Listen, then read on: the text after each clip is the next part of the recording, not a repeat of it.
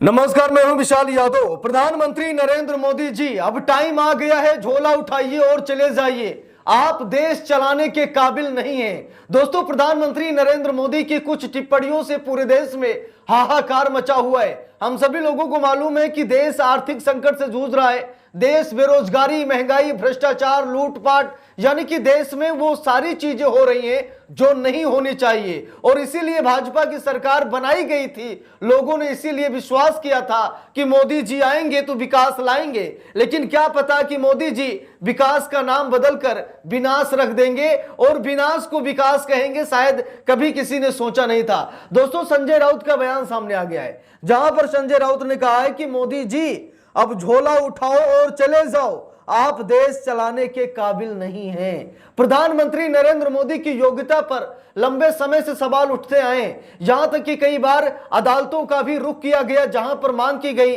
कि मोदी जी के अंदर योग्यता नहीं है, मोदी जी योग्य नहीं है। प्रधानमंत्री नरेंद्र मोदी पर 6 साल के लिए बैन लगा दीजिए। प्रधानमंत्री नरेंद्र मोदी कोई चुनाव ना लड़ पाए। प्रधानमंत्री नरेंद्र मोदी हिंदू मुसलमान करते हैं, जातिवाद करते हैं और धर्म के नाम पर राजनीति करते हैं। इसीलिए मोदी जी योग्य नहीं है। और मोदी जी की डिग्री पर भी सवाल उठते रहे हैं कि मोदी जी कितना पढ़े। कोई 5वीं बता रहा, 8वीं बता रहा, 12वीं, कोई बीए बता रहा, कोई एमए बता रहा, कोई क्या बता रहा है। यानी कि कंफर्म किसी को नहीं मालूम है कि हमारा राजा कितना पढ़ा लिखा है भी या फिर नहीं। लोग संदेह व्यक्त कर रहे हैं। कई बार कोर्ट में मामला गया, कोर्ट ने कहा कि नहीं नहीं, मोदी जी की डिग्री नहीं दिखा सकते। तो भाई स्वाभाविक है, अगर होती तो दिखा देते, नहीं है तो कहां से दिखा दें। यह भी एक सस्पेंस लोगों में बरकरार है। अब दोस्तों, संजय राउत ने प्रधानमंत्री नरेंद्र मोदी को बहुत बड़ी बात, मोदी को लेकर बहुत बड़ी बात कह दी है। उन्होंने कहा, देखिए लुटियंस मीडिया में खबर भी छपी है, पोस्ट लिखा है कि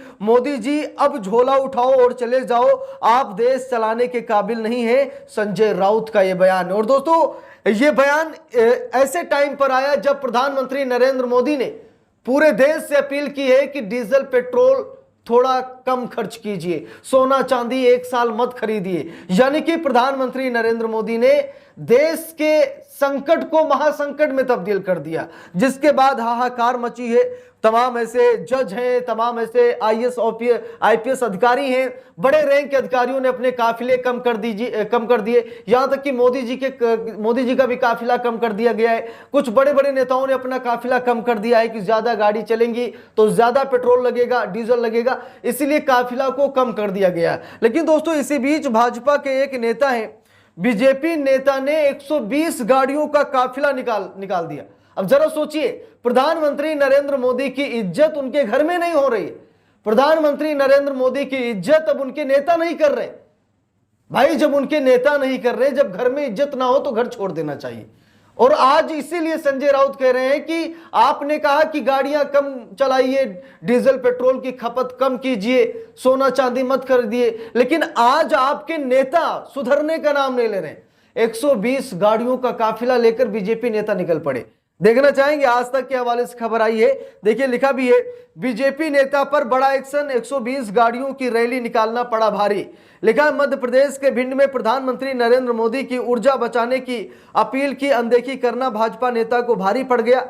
भाजपा किसान मोर्चा के जिलाध्यक्ष सज्जन सिंह यादव को 120 गाड़ियों के स्वागत काफिले के बाद पार्टी ने अनुशासनहीनता मानते हुए पद से हटा दिया है। तो यहां पर आप सभी लोग ये लेटर देख सकते हैं। नहीं सुनी पीएम मोदी की अपील, बीजेपी नेता को 120 गाड़ियों की रैली निकालना पड़ा भारी। तो यहां पर आप सभी लोग देख सकते हैं कि बीजेपी ने, मध्य प्रदेश बीजेपी ने एक्शन लिया है और नेता को बर्खास्त कर दिया है, पार्टी से बाहर निकाल दिया है। कारण यह था कि उसने प्रधानमंत्री नरेंद्र मोदी की बात नहीं मानी।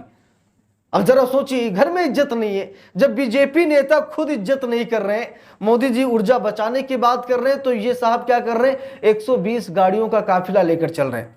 यहां तक कि कुछ जज ऐसे हैं जो साइकिल से कोर्ट जा रहे हैं। यहां तक कि डीएम वगैरह ने क्या किया कि अपने काफिले में जो स्कॉट लगती पुलिस की या अन्य गाड़ियां जो है उस पर रोक लगा दी। अकेले डीएम साहब चल रहे हैं, अकेले जज साहब चल रहे हैं। ठीक है, तो कारण यह है कि देश में संकट है, लेकिन संकट का सबसे बड़ा स्रोत भाजपा है। ऐसा मैं नहीं, बल्कि समाजवादी पार्टी के राष्ट्रीय अध्यक्ष कह रहे हैं कि संकट डीजल पेट्रोल गैस सोने चांदी का नहीं, बल्कि संकट बीजेपी है, महासंकट बीजेपी है।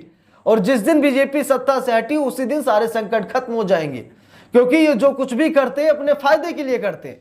अगर आज इन्होंने कहा है कि सोना चांदी मत खरीदो, तो उसके पीछे भी कोई ना कोई बड़ा कारण है। अगर इन्होंने कहा डीजल पेट्रोल मत खरीदो, तो उसके पीछे भी कुछ ना कुछ बड़ा कारण है, क्योंकि प्रधानमंत्री नरेंद्र मोदी जो कि पूंजीपतियों की हमेशा सुनते आए हैं, पूंजीपतियों के लिए काम करते आए हैं, ठीक है, तो वो वैसा ही करेंगे जो उनके जो उनके मित्र हैं पूंजीपति, करोड़पति, अरबपति, जैसा वो कहेंगे वैसा वो करेंगे।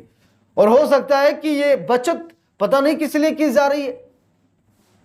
यहां तक कि जो पेट्रोलियम मंत्री हैं या जो ऊर्जा मंत्री हैं, ये लोग लगातार बता रहे हैं कि भाई ऐसी कोई समस्या नहीं, लेकिन मोदी जी अपील कर रहे हैं देश से कि भाई डीजल पेट्रोल कम खरीदिए। अब समझ में नहीं आ रहा कि ऐसी स्थिति मोदी जी क्यों लेकर आ गए, जिस बात को लेकर विपक्ष भी प्रधानमंत्री नरेंद्र मोदी पर हमलावर है। यहां तक कि संजय राउत ने कह दिया कि झोला उठाइए चले जाइए, अब आपके बस की बात नहीं है कि आप देश संभाल सकें।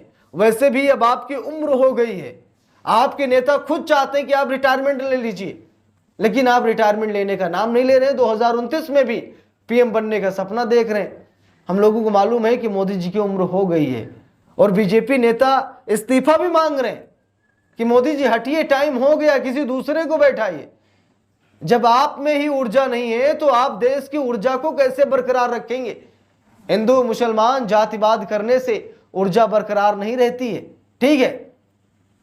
जब हमारा प्रधानमंत्री लचीला होगा, जब हमारा प्रधानमंत्री कमजोर होगा, जब हमारा प्रधानमंत्री विदेश नीति में फेल होगा और ट्रंप के इशारे पर काम करेगा, तो देश कैसे तरक्की करेगा?